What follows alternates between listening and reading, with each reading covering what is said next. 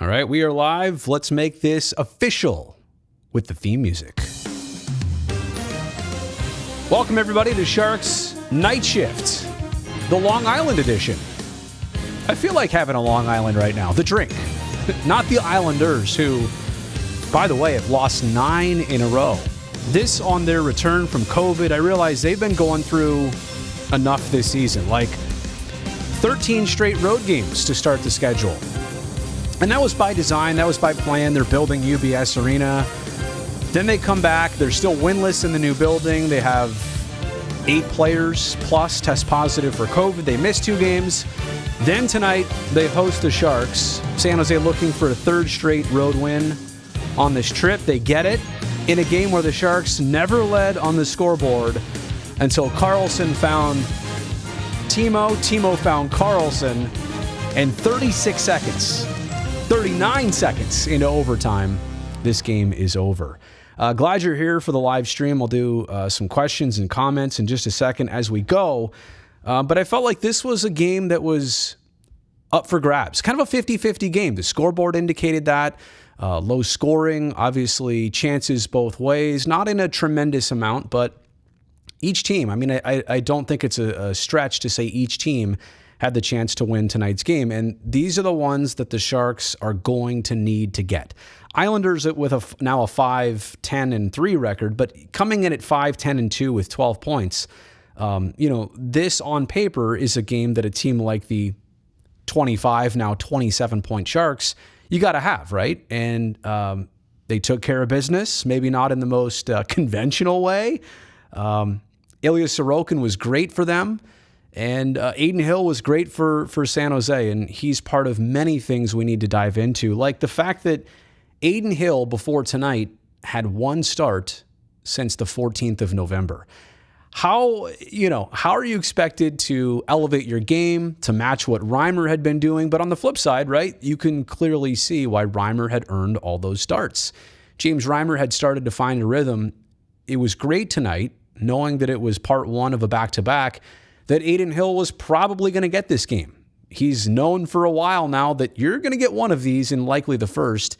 He gets it. He thrives in it. However, to allow the first goal of the game on the first shot he faced, 64 seconds in, that kind of gives you the, you-know-what feelings, and blank, blank moment. I should have hit the button earlier.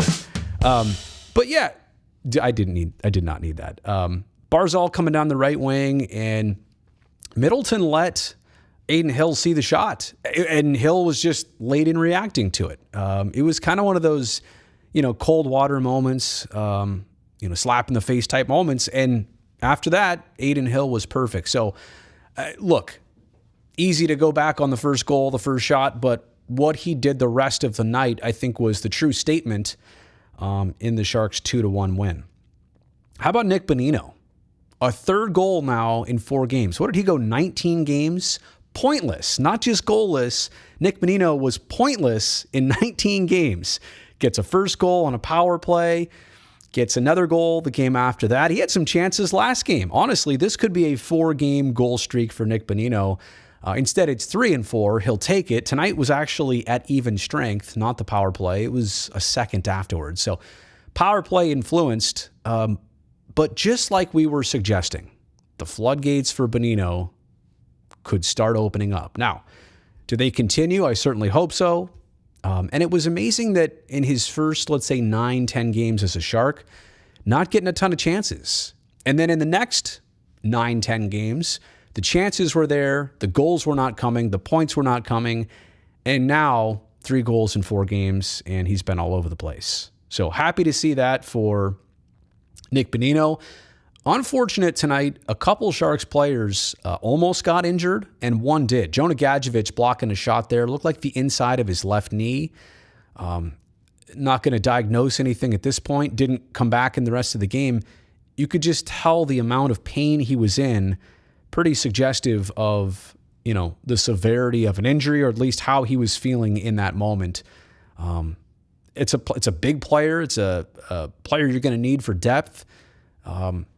And there were some other injuries too that got us stopping our breath for just a second. When Timo Meier went knee on knee with Adam Pelech, that was a scary incident. When Matt Martin hit Radim Šimek in that far corner, man, I've seen Šimek get hit way too many times in the last couple of years. And you think about, his health and head stuff and upper body stuff, that one, could shake you to the core. And then JG Pajot, got to slow down when you say that, came barreling in on Aiden Hill. Now, he did take a 2-minute penalty for that. But, I mean, even Hill, the way he fell back, and it's crazy to say that the Sharks won tonight's game, and they did lose a player. They're fortunate that they didn't lose a couple more just in the way these injuries played out. And the knee-on-knee thing with Timo and Pelech, and then you go to think about this in a multitude of ways. You don't want Timo missing any games. 24 points in 17 games. I'll get on that tangent in just a second. But if you didn't have Timo for the end of the game, he wouldn't have created the game-winning assist like he did with Erik Karlsson. I love the fact that Sweden and Switzerland were tag teaming there for San Jose. And Karlsson to feather that sauce pass over to Timo. Timo just couldn't get a handle on it, finds it, and gets a grab on it behind the cage. And Karlsson, for him to just go right to the blue paint to stop and to be ready for the pass and the shot like he was. Curtis was saying on our postgame a couple minutes ago, you don't think of that as a skill play because it was kind of a broken play, but there was skill all around there in the pass and the thoughtfulness by Karlsson to just go to the front of the net. So Timo Meier, give me a second to pull up the stat sheet, can I? Because I always feel better if I do it that way. Hang on.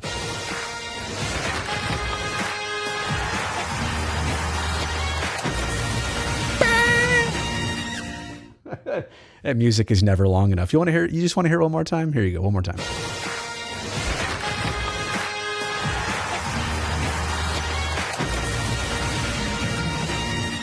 Okay, got the theme music there for pre and post game live.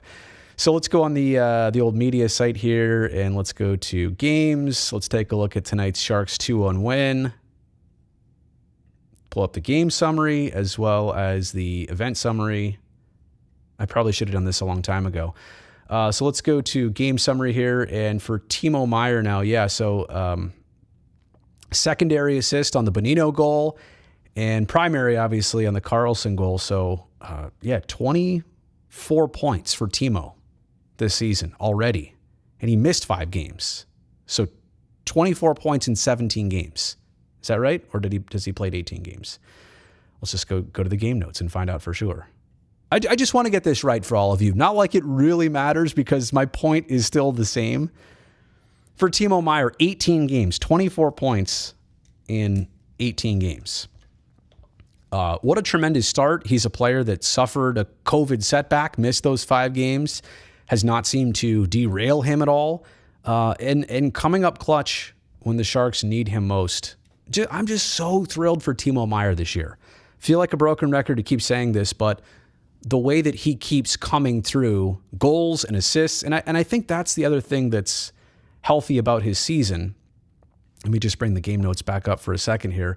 And this was all entering tonight, by the way. Why is this thing off to the left over here? I really don't need to see that. But for Timo into tonight to have 11 goals and 11 assists, it just goes to show you he's doing a little bit of everything. He's all around the offense. It's not just assists. It's not just goals. It really is a mix. And now 24 points, in his 18 games. Really making a statement. I'm definitely glad to see it. Shall I dive into some of the questions, some of the comments? Let's do this. Oh, this live stream is the best.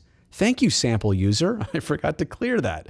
What are your thoughts on the Islanders' new home? I mean, hard to gauge on television, but fans seem happy. It's a sold-out barn. I'm sure it has all the bells and whistles you would come to expect. Now they just need to get a win there. Sven, do the Sharks need to build a new stadium at some point? No, they've been putting so much back into SAP Center, which is one of the oldest venues in the league. You would just never know that, the way they upkeep it. Technically, it's been around the longest, but the improvements, the upgrades, that new LED light system that's inside, it's just, can I give it that? So I don't think they need one. Wanting one, other scenarios, I don't know. I'm just saying the desire to move anywhere else, I don't think so. Why would you? Whoa, Aiden Hill. Now, wait a second. This is a different Aiden Hill, spelled differently. Is that your real name, or are you just playing it that way? Tomorrow night will be a solid night. Play shutdown like tonight. Sharks can slip away with the win. Yeah, Weezing, I know you're talking about the Sharks and Rangers, and the challenge is twofold. You've got a Rangers team that's far better than the Islanders, who've now lost 9 in a row, but you're also the Sharks on a back-to-back. I said this from the onset of the road trip. Just looking at the opponents and figuring what the Sharks were capable of, this could be a 4-win trip. Now, they're a perfect 3 for 3 with 2 games left. They only need 1 of 2 games to get a win in to get that 4, which, really is a nice trip. But why cut it off right there? Why not be a little bit greedy? Why not hope for all 5? This is the third 5-game road trip for the Sharks out east to start their season. Sorry, I'm looking at my I'm looking at you, but you're over here right now. Third 5-game roadie all out east. This is heavy lifting. These are difficult assignments. I know. I'm still looking forward to seeing some division opponents. We're not there yet. But I think for the team to have this kind of success, they had 3 out of 5 on their first one, 2 out of 5 on their next one, and this could be a 4-win trip. It just shakes out that way. I'm glad to see the Sharks taking advantage of a Chicago team, still trying to figure it out. Tonight, an Islander team that's been in a rut. And even last game out, to jump out to a 4-0 lead against the Devils, nice statement by the Sharks, who actually lost to New Jersey in their first head-to-head meeting. This is probably worth mentioning too here. Solid defensive effort all around. Took some time, but Hill found his game. So you're looking at a Sharks team that's allowed 0, 2, and 1 each of the last 3 games. Those are all, I believe, 2 or fewer. Oh no, the soundboard came on there. I screwed it up. Hang on. I'm gonna make it so that I can do this now and that won't pop up. And I move my soundboard to the bottom of the screen and that's what happens. Okay, so let me try this again. Alex, your comments on there. Dream with me for a second. 2 or fewer for a 3rd straight game. By the way, I'm also fighting through a little bit of frogginess here on the live stream, so this one's not going to last maybe as long as others, but try not to talk as loud, try not to project as much. Oh, look, there's my mouse on the screen. All right, let's see what else is on here. Oh, the NHL broadcast. Hi, guys. Hi, NHL broadcast. Mario is our savior. I know you're not talking Lemieux. You're not talking Super Mario. You're talking Mario Ferraro. That was a nail biter, Haley says. I'm curious, which players do you want to see more from in the upcoming games? Haley, that's usually a question I think that would come with an answer for the Sharks. But, let's just look at these last 3 on the road trip. Every player has been chipping in here and there. These have not been, top-heavy wins. These have not also been like, well, this one guy's hot or the goalie's hot, we're going to ride that. These have been 3 really good team wins in a row. So it's usually a question where I might be able to suggest a couple names or a couple areas of the Sharks game. And obviously, again, tonight, officially over on the power play, but I'll give him credit for one. I don't know that right now I could pinpoint anybody and say, you need a little bit more from them. Like I said, especially based on the last 3.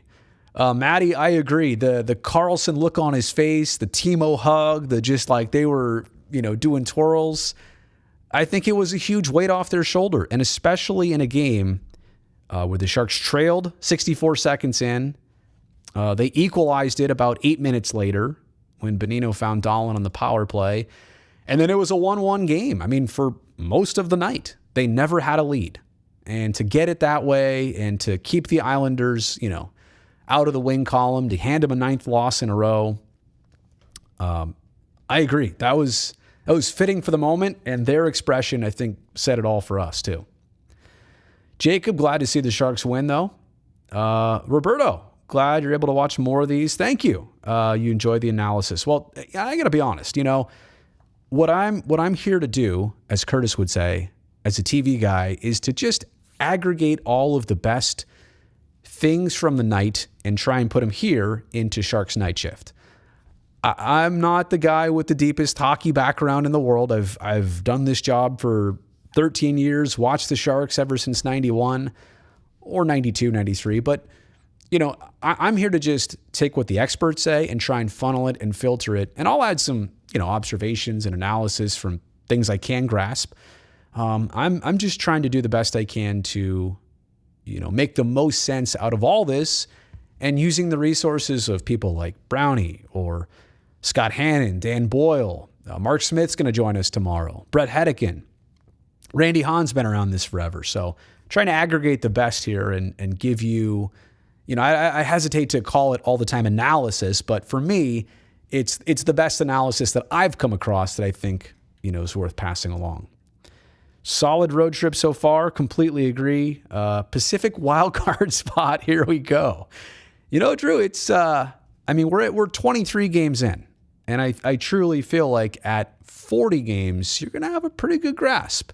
You're not even halfway through the year at 40 games. You're almost there, but you're going to have a pretty good grasp in the next month of what's possible, what's sustainable. Maybe the Sharks add to something here down the line. Who really knows? Couldn't believe the non-calls in the game.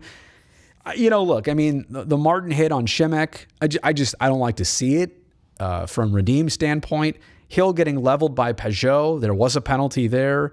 Pelech knee on knee with Timo Meier. These are all the ones that stand out. I don't know. And it happens so fast, right? Like in game action, hard to see the penalty, hard to see the play and the call right there. But I'll tell you what, it's easy to see what could be a scary, serious injury for Timo. Luckily, it's not. Luckily, he skated, played the rest of the game. But man, I just got all Tomas Hertl in my brain as soon as I saw that, and it was not good.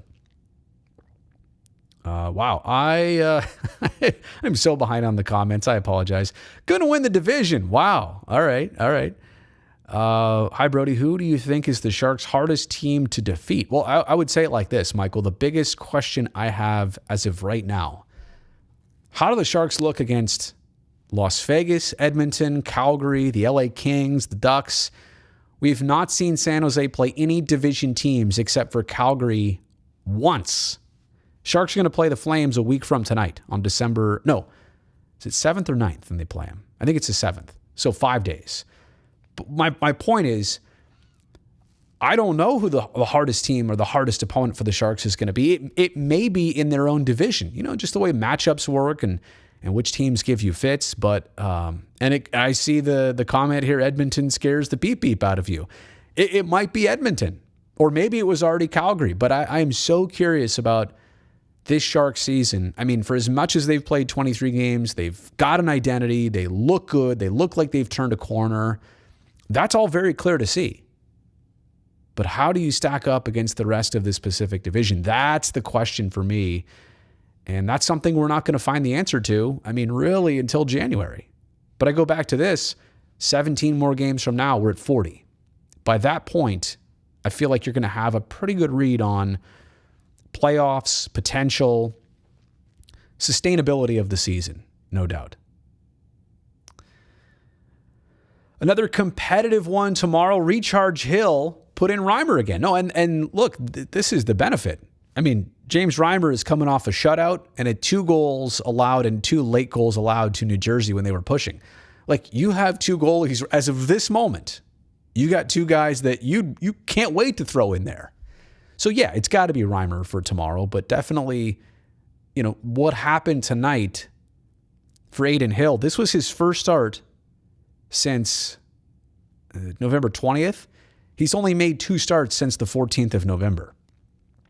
I have to think that tonight his showing, his performance bought him some more poker chips, and we'll see him sooner than later.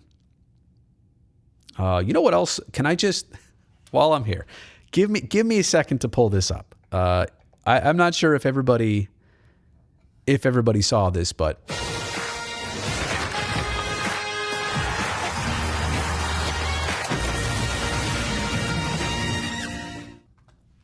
I wanted to play the theme music. I really did that for no other reason.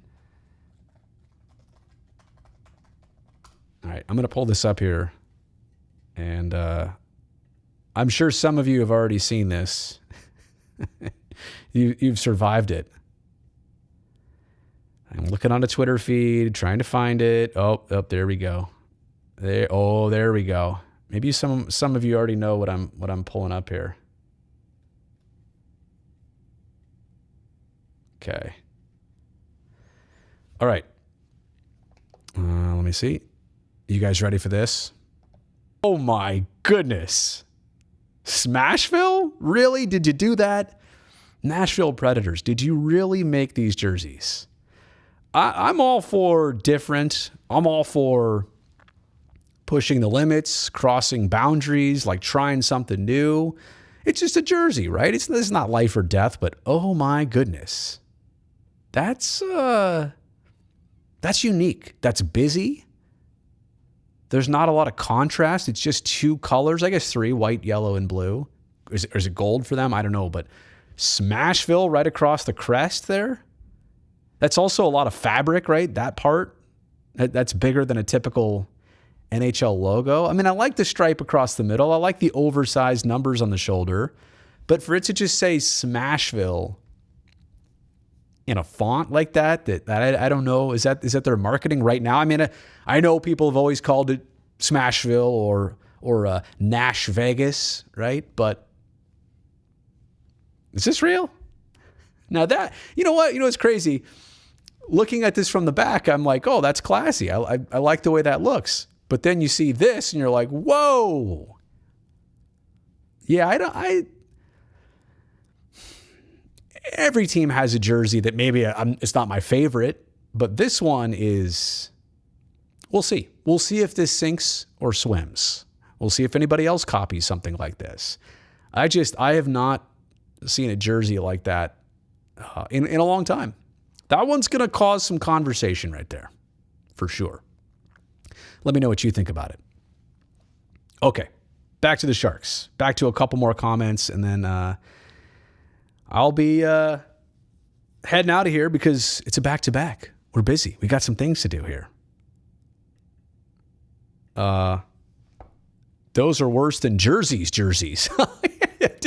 Or it says jersey right across the front, and then they made hats that said hat. I did see that. But I agree. Those are worse than jerseys. You're absolutely right. And worse, it's subjective, but yeah. It's not copyright using the NHL broadcast, right? What? Is this the NHL broadcast? The biggest transgression of this jersey is the Smashville isn't inside the yellow stripe. Yeah, that's the other thing, Maddie. It's that font, and it's the fact that it's like doesn't fit between the lines. Timo time has also become more common, which is great. I agree. Interesting year with the Olympic break and key to stay in the hunt. And I think, Tim, the timing of this season is such that, by February 1st, the Sharks don't play a game the first 3 weeks of February. By that date, we're going to know what this team is capable of. I doubt we're going to look at the standings on February 1st and say, yeah, I don't know. I think you're going to say there's a chance. They may not be in playoff position at that moment, but they could be. You could see how it would be possible. Or, unless the next 2 months are drastically different, December and January, this month I'm saying, and they would show you that they're not capable of it. But I feel like at that point, you're going to be more than half the season in. You're gonna absolutely know what the rest of it should hold. But then you're going to shut it down for 3 weeks. And the Olympics are a whole different conversation right now. How that's going to logistically happen, testing, the pandemic, and new variants. And I mean, I'm going to give this a week before I really consider, an opinion on do I think it'll happen or not. I have we're so far off. Who knows at this point? Everybody's planning on it. Everybody's hoping for it. But I agree. This is an interesting season to be in a playoff push. It's also interesting because this season will extend the regular season. It's going to go till the end of April. Usually they're done by that point. Oh, one last good question here. Do I think Dahlen can get into the Calder conversation again? Jonathan Dahlen with another beautiful assist tonight. And I got to say, what's most impressive is that unlike a lot of rookies who make a nice splash and then they might fade away for 10, 15 games, and then they come back and have a couple good games, and then you don't hear their name, and next thing you know, they're on the third line or the fourth line, or they're a scratch. I mean, Jonathan Dahlen has been top-line winger every single game with the Sharks, minus the couple that he missed with the injury. I am so encouraged by Jonathan Dahlen. And I did see tonight somebody post the clip of when his skates were 10-2, just like his dad, Ulf. He's making the play, and it's hard for me to do this here, but 10-2, the skates kind of fanned out like this, kind of in a wide open position, just like his dad. And I think through talking with William Eklund yesterday, and hopefully getting the chance to do the same with Dahlen, that they have been coached and they have been helped over the years so much by watching their parents, by watching their dads be in the NHL. Being professional hockey players in the case of Dahlen. And obviously Eklund's dad in Sweden is pretty popular. But my point is, I'm so encouraged by Jonathan Dahlen's season. I think the best part of it is that it's sustainable. I don't think he's a player that is going to come and go and have a hot streak. And I truly think he's going to be on the top line, playing those important minutes, scoring important points and goals all season long. I don't think there's any reason to believe, and look, every player is going to go through a rut, a slump, whatever. But I think it's so encouraging that, Calder or not, there's going to be some other incredible candidates that put up wacky numbers on really good and really bad teams. But I am so satisfied with Jonathan Dahlen. Look at his assist tonight through the legs of one of the Islanders to get it over to Bonino on the power play. Just a heads-up player. He gets it. It's so cool. And after all the last couple years of maybe the Sharks not debuting enough young players that stuck and that made an impact, I mean, Jonathan Dahlen is definitely that. All right, let's hit the road. I know I could do this all night, honestly. I really could, but you got a back-to-back, and so I'll do this again tomorrow night. It'll actually be a half hour earlier. Hopefully I can get on the live stream about 7. But just to recap tonight, Sharks never had a lead in the game. Islanders, for a bunch of different reasons, thought they might have had the magic, right? They scored first. They scored early, 64 seconds in. New building, looking for that first win. Had lost 8 in a row after starting their year the first 13 on the road due to the building not being completed yet. Sharks say, you know what? You might get that first win, but not tonight against us. Team Teal now 3 for 3 in terms of wins on this road trip. I think they're going to get 4 out of 5, maybe more. But can they get a 4th win tomorrow night? I can't wait to find out. See you at 3:30 for Sharks Pregame Live on NBC Sports. Good night, everybody. Don't forget to subscribe. And if you like this video, give it a thumbs up so that others can also see it too. All right? Good night.